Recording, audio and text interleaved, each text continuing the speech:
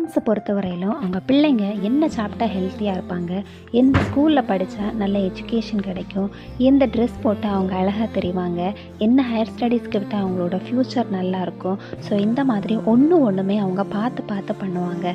சில பேரண்ட்ஸ் அவங்க பிள்ளைங்களுக்கு ஒரு நல்ல ஃப்யூச்சர் கிடைக்கணும்னு தான் ஆசையாக சேர்த்து வச்ச நகையை கூட விற்று அவங்க பிள்ளைங்க நல்லா இருக்கட்டும் அப்படின்னு அவங்கள படிக்க வைக்கிறவங்க நிறைய பேர் இருக்காங்க. நான் என்ன கேட்குறேன்னா, இப்படி நமக்காக ஒன்று பார்த்து பார்த்து பண்ணுற பேரண்ட்ஸுக்கு நமக்கு மேரேஜ் மட்டும் பண்ணி வைக்க தெரியாதா என்ன? சரி, ஓகே, தெரியாத ஒருத்தங்களை எப்படி மேரேஜ் பண்ணுறது? ஸோ லவ் பண்ணுறவங்களே மேரேஜ் பண்ணிக்கலாம். ஸோ அது தப்பு கிடையாது. பட் நமக்காக இவ்வளோ பார்த்து பார்த்து பண்ணி நம்மளோட வாழ்க்கையை நம்மளே தீர்மானம் பண்ணும்போது நம்ம பேரண்ட்ஸை விட்டு நம்ம போய் ஒரு மேரேஜ் பண்ணுறோம் அப்படின்னா கண்டிப்பாக அந்த லைஃப் நல்லா இருக்காது.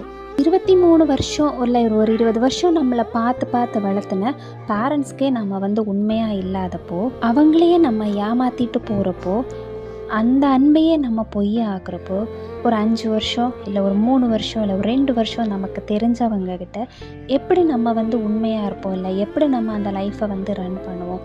Think about it. லவ் பண்ணுறது தப்பு கிடையாது. ஆனால் பேரண்ட்ஸை விட்டுட்டு போய் கல்யாணம் பண்ணிக்கிறது 100% தப்பு.